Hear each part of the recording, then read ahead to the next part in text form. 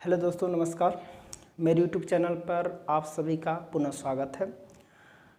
अभी पिछले क्लास में हम लोग भारतीय राष्ट्रीय आंदोलन का भारत छोड़ो आंदोलन हम लोगों ने पढ़ रहे थे, क्विट इंडिया मूवमेंट।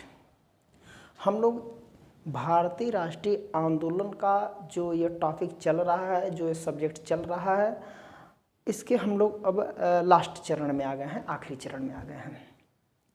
भारत जब छोड़ो आंदोलन स्टार्ट हो गया तो इसका मतलब ये हुआ कि कुछ सालों के बाद ये अंग्रेज भारत छोड़ करके चले जाएंगे।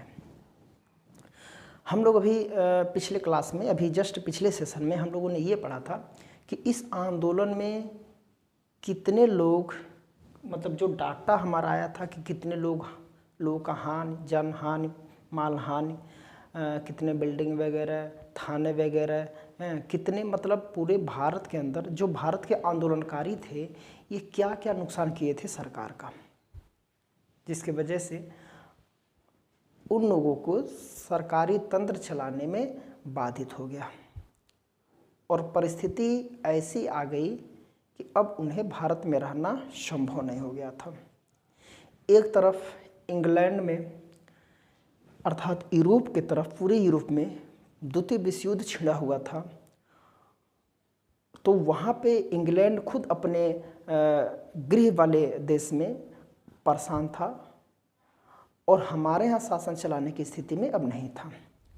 प्लस विदेशियों से, अन्य जगहों से, तमाम चीज़ों से दबाव आया, जिसकी वजह से कुछ सालों के बाद भारत छोड़ करके लोग चले गए। हम लोगों को पूर्ण स्वतंत्रता, पूर्ण रूप से शासन की शक्ति, शासन की सत्ता हम लोगों को दे करके ये लोग चले गए और एक पूर्ण रूप से स्वतंत्र राष्ट्र की दर्जा भी मिला हम लोग को। तो हम लोगों ने अब तक देखा कि इस आंदोलन में एक सरकारी डाटा के अनुसार पुलिस और सेना के द्वारा कितनी गोलियां चलाई गई, कितने आगजनी किए गए, क्या क्या किए गए, तो इसमें जितने भी हिंसात्मक कृत्य हुआ था उसका हम लोगों ने डाटा देखा था। तो चलते हैं अब उसके अगले टॉपिक पे, अगला जो देखते हैं कि क्या है। ठीक है, तो जो हमारा ये आंदोलन हुआ था, इस आंदोलन में हम लोग ये देखेंगे कि इस आंदोलन के जितने भी राजनीतिक दल थे, जो विभिन्न दल थे, उनकी क्या प्रतिक्रिया रही। तो हमारा ये रहेगा कि विभिन्न दलों की प्रतिक्रिया,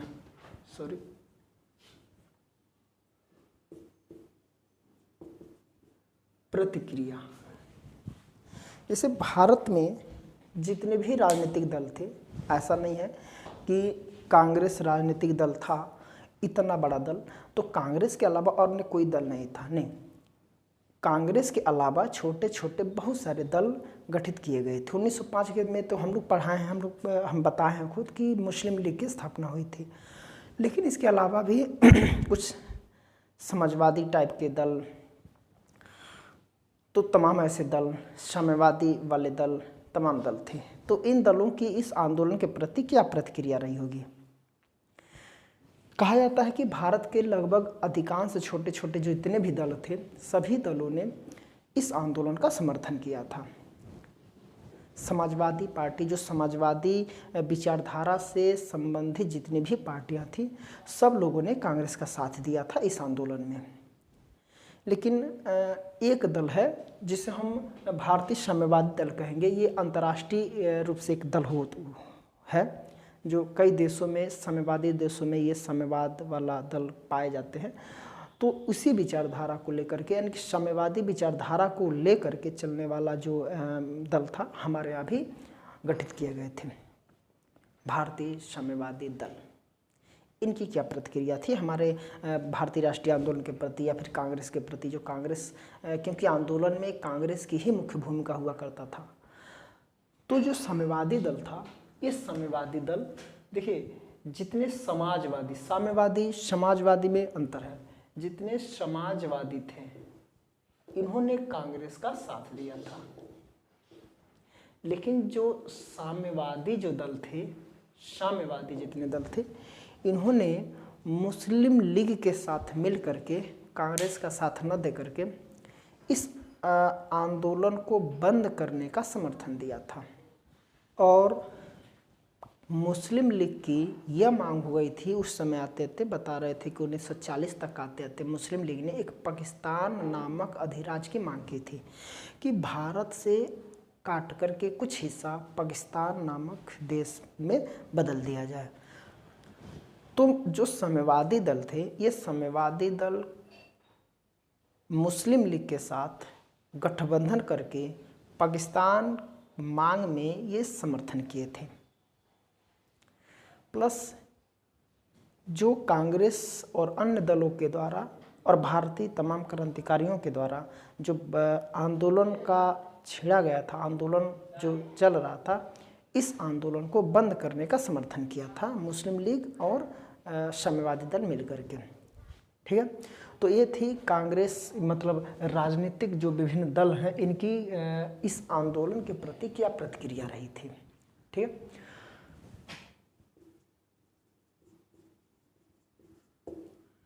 आंदोलन का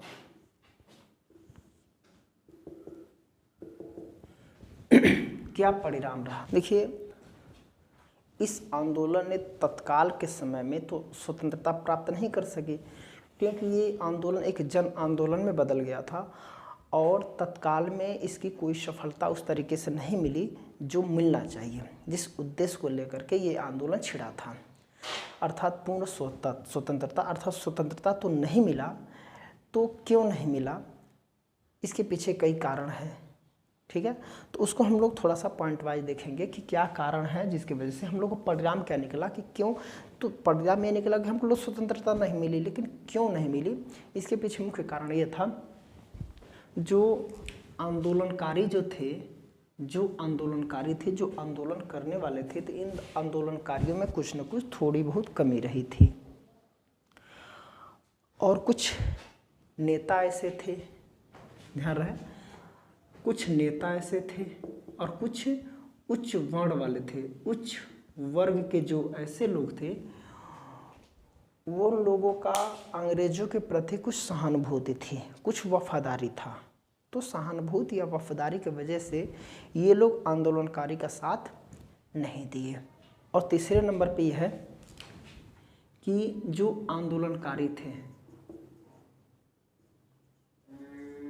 यह और जो सरकारें थी, यानी कि ब्रिटिश सरकार, इनकी जो शक्ति थी और इनकी जो शक्ति थी, जो आंदोलनकारी जो लोग थे, जो आंदोलन कर रहे थे, और जो सरकारें थी, अगर इनका आपस में अगर तुलना किया जाए तो इनकी शक्ति जो थी, इनकी जो शक्ति थी वो इनके तुलना में बहुत ज़्यादा थी।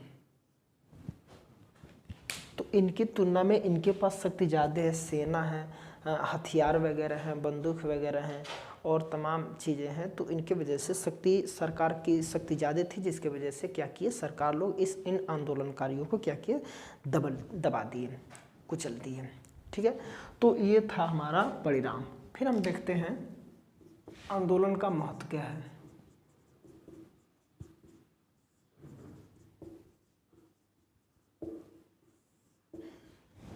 इस आंदोलन ने जो अपनी मूलभूत उद्देश्य था उसको तो प्राप्त नहीं कर सका, लेकिन एक चीज़ किया कि भारतीय जनता में वो चीज़ जागृत कर दिया, ऐसी अभूतपूर्व जागृत उत्पन्न कर दी भारतीय जनता में कि आने वाले समय में उन जागृति की वजह से भारतीयों के अंदर के, भारतीय के जनताओं के अंदर अपने राष्ट्र के प्रति जो चेतना जागृत कर दिया यह आंदोलन ने, कि ब्रिटिश शासन को अब अधिक समय तक यहाँ पे शासन करना संभव नहीं हो पाया, क्योंकि ये आंदोलन एक जन आंदोलन में बदल गया था। और ये जन आंदोलन में जनता को ये लगा था कि अब हमारे यहाँ ये लोग शासन करने में सक्षम नहीं है। बाकी तमाम ऐसे भी इसका महत्व आता है, लेकिन अब हम लोग सीधा अगले पॉइंट पे आते हैं।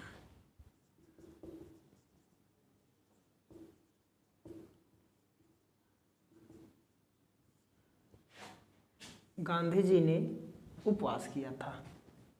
अभी हम लोग इसके पहले टॉपिक में पढ़े हैं कि इस आंदोलन में कितने लोग मारे गए थे, कितने लोग घायल हुए थे, कितने लोग जेल गए थे, तो इस आंदोलन में जो हिंसात्मक कार्रवाई हुआ, जो हिंसात्मक दंगे वगैरह हुए, इस दंगों की जांच करने के लिए गांधी जी ने क्या किया, ये मांग की कि जितने भी दंगे हुए हैं आंदोलनकारियों के द्वारा, जितने हिंसा हुए थे, क्योंकि गांधी जी हिंसा के प्रति नहीं थे, वो हिंसात्मक थे, तो उनकी जांच करने के लिए मांग किया।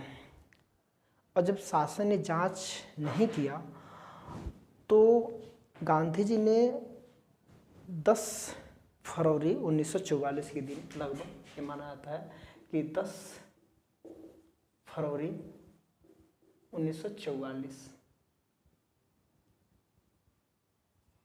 1944 के दिन, ये लगभग 21 दिन के लिए उपवास रख लिया। गांधी जी ने हिंसात्मक कार्यों की जांच करने के लिए उन्होंने शासन से जांच मांगी कि जांच करिए कि क्या क्या हुआ, कितने हिंसात्मक हुए, क्योंकि जब जांच होता तो पता चलता ना कितने लोग मारे गए, तो उस पर अन्य कोई चीज़ें किया जाता प्रावधान। लेकिन जांच सरकार ने नहीं की, तो गांधी जी ने 10 फरवरी 1944 के दिन 21 दिन के लिए उपवास शुरू कर दिया। और अंततः 21 दिन का उपवास करने के बाद धीरे धीरे उनका स्वास्थ्य खराब होने लगा, क्योंकि गांधी जी जेल में भी थे। तो उनका स्वास्थ्य इतना खराब हो गया कि मई में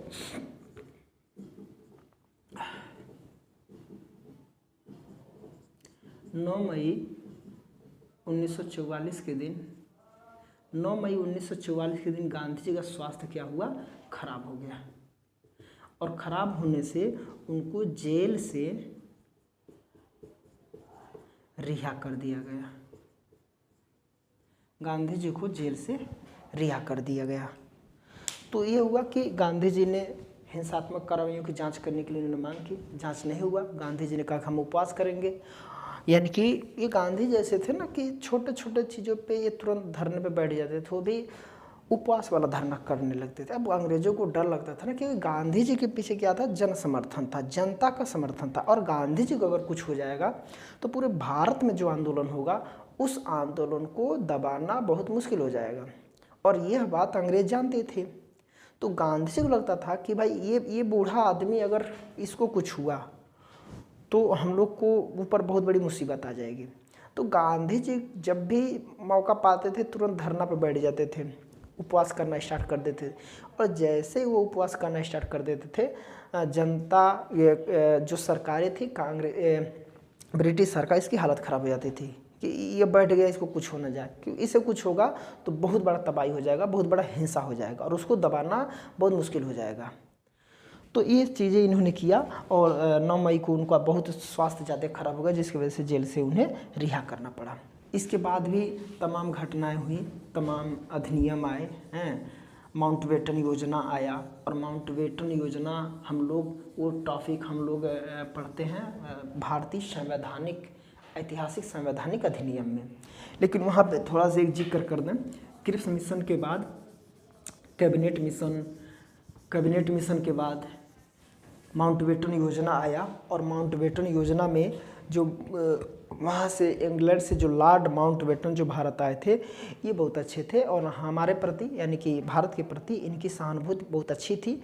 और उन्होंने इस तरीके से कहा कि मतलब हम भारत को स्वतंत्र कर देंगे। लेकिन परिस्थिति ऐसी हो गई तो उनको भारत को बांट करके 2 अधिराज्य में बांट करके उन्होंने स्वतंत्रता दिलाई। भारत में जो पूर्वी बंगाल था उसको पूर्वी पाकिस्तान नामक अधिराज्य में बांटा गया, और जो पश्चिम साइड में जो मुस्लिम क्षेत्र थे उनको पाकिस्तान नामक यानी कि पश्चिमी पाकिस्तान नामक क्षेत्र में बांट दिया गया।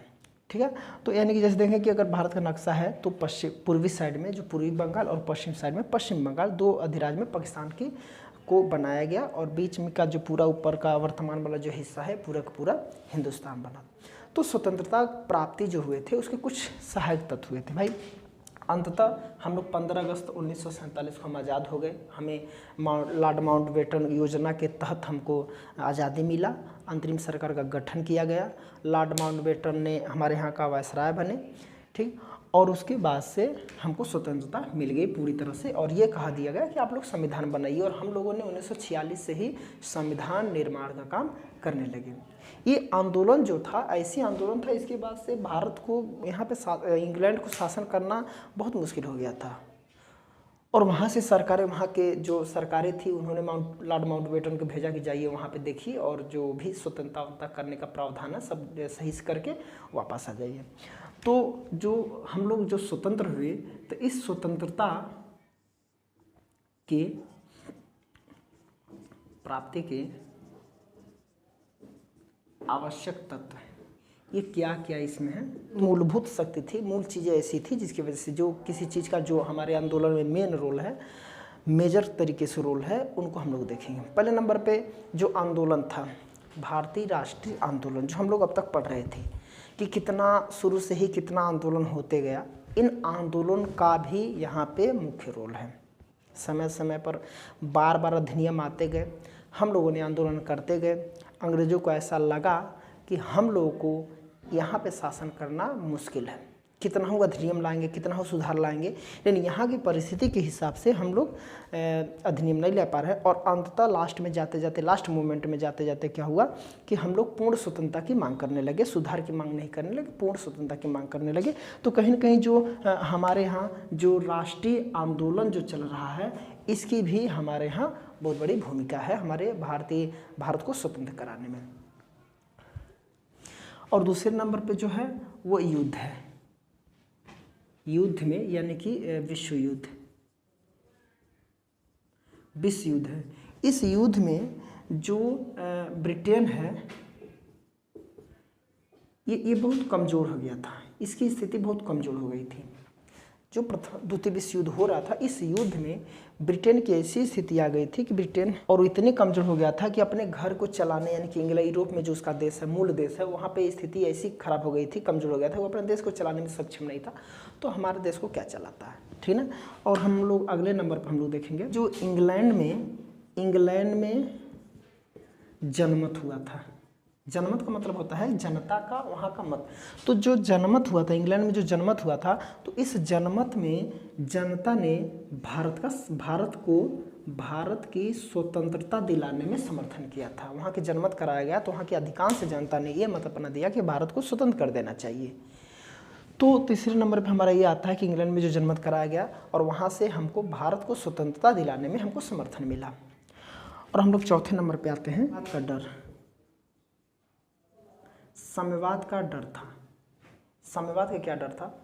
इंग्लैंड जो है ये पूंजीवादी देश का समर्थन था, क्योंकि उस समय दुनिया धीरे धीरे दो गुटों में विभाजित हो गई थी, साम्यवाद, पूंजीवाद। और ब्रिटेन जो है पूंजीवाद का प्रसार करता था, इंग्लैंड यूएसए के साथ था, पूंजीवादी देशों के साथ था। तो इसको डर था कि अगर, क्योंकि ऐसा होता है कि किसी भी देश को आवश्यकता से अधिक दबाया जाए, आवश्यकता से अधिक सताया जाए, शोषण किया जाए, तो वह देश साम्यवाद के तरीके प्रवृत्त हो जाए। साम्यवाद का मतलब होता है कि ऐसा देश जो समाज के सबसे निचले तबके के लोग, जो सबसे निचले तबके के लोग हैं, जैसे मजदूर हैं, गरीब हैं, इनको साथ लेकर के चलता है और इनका समर्थन करता है और चाहता है कि शासन की शक्ति में, शासन की सत्ता में इन्हीं लोग का सत्ता रहे, इन्हीं लोग का चले, यानी कि मजदूर, गरीब, किसान जो हैं, इन्हीं लोग का चले, पूंजीपतियों का न चले। तो किसी भी देश को और बहुत ज़्यादा दबाया जाता है तो साम्यवाद की तरफ वो प्रवृत्त होती है, यानी कि साम्यवाद की तरफ वो मुड़ जाता है। तो भारत को भी अगर आवश्यकता से अधिक शोषण किया जाएगा तो हो सकता है कि अंततः भारत भी साम्यवादी देश बन जाए, क्योंकि किसी देश को शोषण करेंगे तो साम्यवादी बनेगा। ये साम्यवाद का डर इसको सता रहा था, ठीक है। साम्यवाद का मतलब होता है कि समाज के सबसे निचले तबके के लोगों को के हाथ में शासन सत्ता रहा, इन्हीं का चला, पूंजीपतियों का न चला। और ये तब होता है जब किसी राज्य में आवश्यकता से अधिक शोषण होता है, जनता को दबाया जाता है, जनता का शोषण किया जाता है, तो वह देश साम्यवादी प्रवृत्ति की ओर अग्रसर होता है। और इंग्लैंड को यह डर था कि भारत में भी आवश्यकता से अधिक, अब अगर आवश्यकता से ज़्यादा अगर हम शोषण करेंगे तो भारत भी हो सकता है कि साम्यवाद की तरफ प्रसार हो जाए, साम्यवादी प्रवृत्ति अपना लें। तो ये साम्यवाद को इसका डर था, ठीक है ना। अब हम लोग अगले नंबर पे देखें, जो इंग्लैंड देश है, तो पूरे इंग्लैंड पे अंतर्राष्ट्रीय जो देश है उसका दबाव आ गया था। जैसे तमाम देश ऐसे थे, उन्होंने कहा था कि देखिए भारत को आज़ाद कर दीजिए, तो अंतर्राष्ट्रीय लेवल पे इंग्लैंड पे दबाव बन रहा था भारत को आज़ाद कराने के पक्ष में, ठीक है। 1945 में इंग्लैंड में चुनाव हुआ था और इस चुनाव में जो मजदूर दल था, मजदूर दलों की क्या हुई थी, विजय हुई थी। मजदूर दल विजय हुई थी और ये मजदूर दल ने भारत को स्वतंत्रता दिलाने में समर्थन कर रहे थे। तो ये भी हमारे मतलब स्वतंत्रता दिलाने में हमारे मुख्य सहायक तत्व में आएंगे। ठीक है ना। अगले नंबर पे हम लोग क्या आएगा, सैनिक विद्रोह। यहाँ आते हैं सैनिक विद्रोह।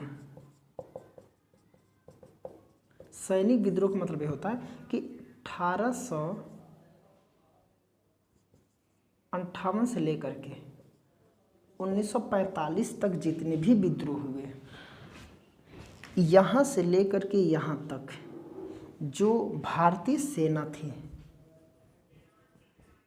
भारतीय सेना यानी कि भारत के अंदर जो भारतीयों की जो सेना थी, यानी कि सेना में भारतीय जनता को भी लिया जाता था। तो इस सैनिक विद्रोह का मतलब ये होता है कि 1858 से लेकर के 1945 के बीच जितने भी कभी जितना भी विद्रोह हो रहा था, इस विद्रोह में सेना ने कभी विद्रोह नहीं किया था।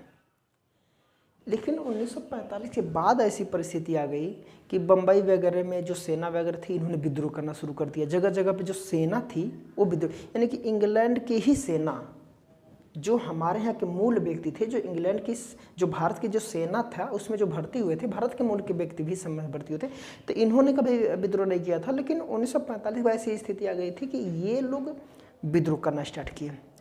अब इंग्लैंड को लगा कि देखा जब सेना ही विद्रोह करने लगी है तो हम क्या कर पाएंगे अब, क्योंकि जब विद्रोह को दबाने के लिए हम सेना का ही प्रयोग करते हैं और सेना ही कह रही है कि नहीं हम खुद आपका विद्रोह कर रहे हैं, हम भारत के पक्ष में हैं, हम भारत को स्वतंत्रता दिलाने के पक्ष में हैं, तो इंग्लैंड क्या करेगी, खत्म बवाल।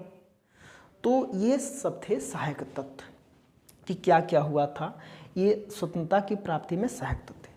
तो क्या हुआ कि अब हम लोग क्या हो गए कि इतने आंदोलन होने के बाद हम लोग अंततः 15 अगस्त 1947 के दिन, लगभग 15 अगस्त 1947 के दिन मध्यरात्रि को 14 के बाद से मध्यरात्रि को लगभग हम लोग को स्वतंत्रता, भारत को ब्रिटेन वाले ने स्वतंत्रता दे करके यहाँ से चले गए।